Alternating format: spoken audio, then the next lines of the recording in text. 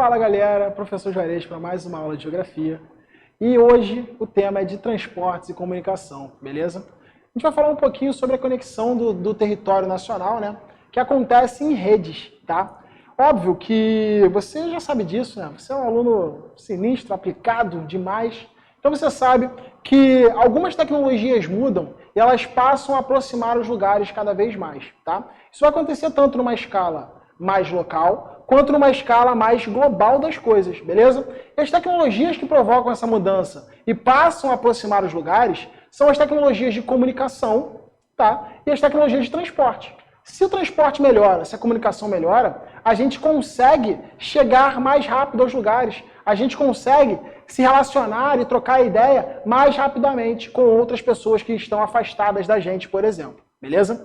Então, a conexão territorial no Brasil, ela vai ser muito dependente da rede de transporte que a gente vai desenvolver. E a rede de transporte, ela vai proporcionar para todo o território brasileiro uma comunicação maior, uma comunicação muito melhor entre os lugares. Por exemplo, galera, eu já falei com vocês isso. No passado, o Brasil ele sempre foi continental, obviamente, né? Mas a gente chamava o território brasileiro de arquipélago econômico. E por que a gente chamava o território de arquipélago econômico? Pura e simplesmente porque as produções que aconteciam nas determinadas regiões nacionais, na região norte, na região nordeste, sudeste, sul, centro-oeste, eram produções que não se comunicavam. A gente não tinha um comércio interno muito grande. Era basicamente produzir naquele lugar e exportar e levar para o exterior. O produto não circulava pelo território nacional. É somente com a melhoria do regime, né, das redes de transporte que a gente tem nacionalmente, que começa a se melhorar tanto o comércio quanto o deslocamento nacional pelos lugares. E isso só vem a acontecer quando a gente passa a implementar, quando a gente passa a instalar as indústrias, tá? As indústrias no Brasil vão causar uma grande mudança, não só para a vida se tornar urbana, né, mas também para melhorar a circulação de produtos dentro do território nacional. Beleza? Por exemplo, nós temos vários meios de transporte, vários modais de transporte. E o Brasil, galera, ele vai ter uma rede desses modais de transporte distribuídas pelo continente, tá? Vamos lembrar, o território brasileiro é o 5º maior do mundo. Então, ter uma rede de transporte eficiente é muito importante para o nosso país, tá? Nós temos, por exemplo, transportes que são ferroviários, transportes que são rodoviários, aeroviários, hidroviários, beleza? São basicamente esses transportes que a gente utiliza para poder circular pelo território nacional. Show de bola? Alguns com mais vantagens, outros com menos vantagem, mas isso a gente vê no nosso encontrinho virtual, que vai ser só sobre isso. Tá show? Galera, essa é a rede de transporte nacional. Essa é a rede de transporte que nós temos dentro do território brasileiro, tá? Seja ela rodoviária, ferroviária, hidroviária, não importa. Essa é a nossa redinha de transporte que pega basicamente hoje todo o território nacional. Óbvio que um tem mais privilégio do que outros. A gente vai ter alguns critérios sendo utilizados mais para a definição de algum modal de transporte do que outros modais. Por exemplo, a carga no Brasil, galera, não só carga, né? As pessoas que circulam pelo Brasil, elas vão circular principalmente pelo transporte rodoviário. E por que isso vai acontecer? Porque o Brasil, ao longo do seu desenvolvimento, porque o Brasil, ao longo da sua história, tá, tomou decisões de escolher o transporte rodoviário como seu principal. Então, mais de 60% do transporte dentro do território brasileiro é através do rodoviário, ou seja, dos caminhões, dos carros, dos veículos automotores, beleza?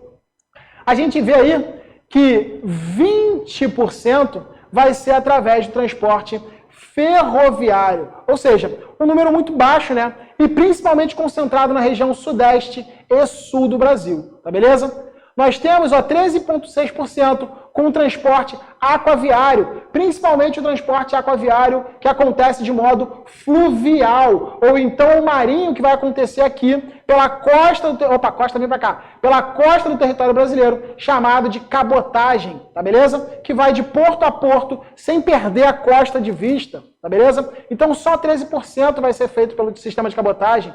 Nós temos, cara, esse aqui que tu nunca ouviu falar provavelmente, 4,2% feito pelo sistema dutoviário. Aí tu vai se perguntar, o que é isso, gente? A pessoa entra no tubo e ela sai no outro lugar? Claro que não. Na verdade, o sistema que é dutoviário, ele vai servir para transportar principalmente óleo, principalmente gás e também um pouco de minério, tá? Então são minerodutos, são oleodutos e são gasodutos, tá beleza? Só que o sistema de dutos dentro do território brasileiro também não é tão grande, só 4%, tá? E por último, aquele que quase não se transporta nada, porque ele é extremamente caro, a gente vai ter quem? O transporte aéreo ou aeroviário, tá beleza?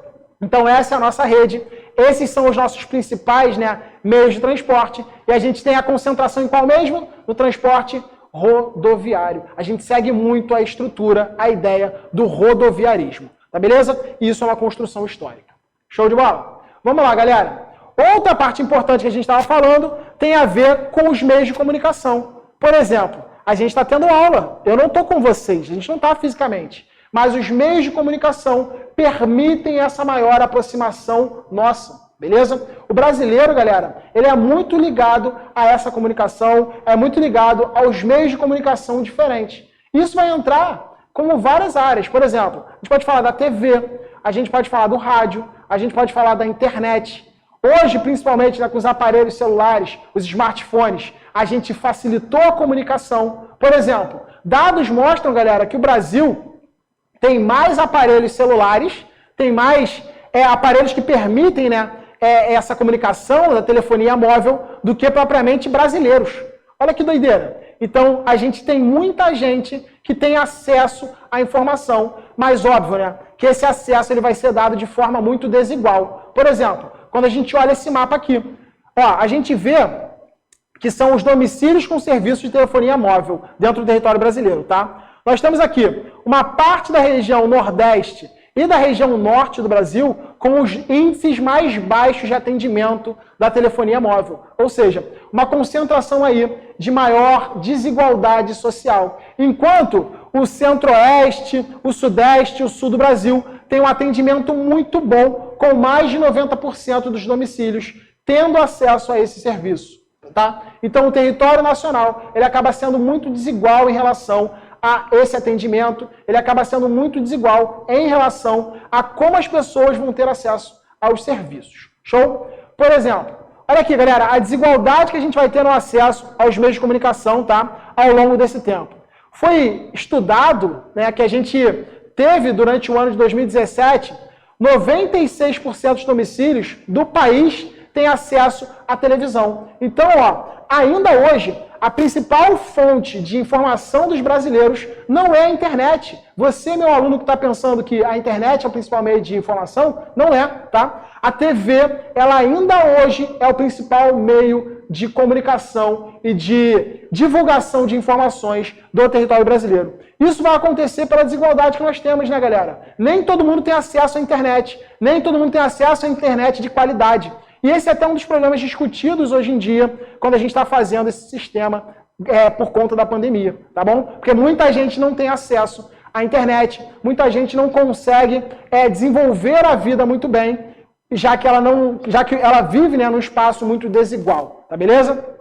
Uma outra coisa legal, interessante da gente entender, tá? É que nós tivemos 70% da população brasileira, a partir dos 10 anos de idade, tá? Que se conectou à internet em 2017. Ou seja, um número que vem crescendo a cada ano, mas é só de 70%, tá? Não é um número que chega a 90%, 96%, quanto a TV chega, tá beleza? E aqui a gente tem os espaços que mais se conectaram à internet ao longo do ano de 2017. Show de bola? Nós temos aí, Norte, com números muito baixos, tá? Eu tô cego, não tô enxergando nada, vou ter que chegar aqui pertinho, desculpa, gente. O Norte a gente tem, continuo sem enxergar, o Norte a gente tem aí próximo dos 60%, tá? Quando a gente fala da região Sudeste, da região Sul e da região Centro-Oeste, a gente passa dos 70%, tá beleza? E o Nordeste, a gente também fica aí próximo aos 60%. Ou seja,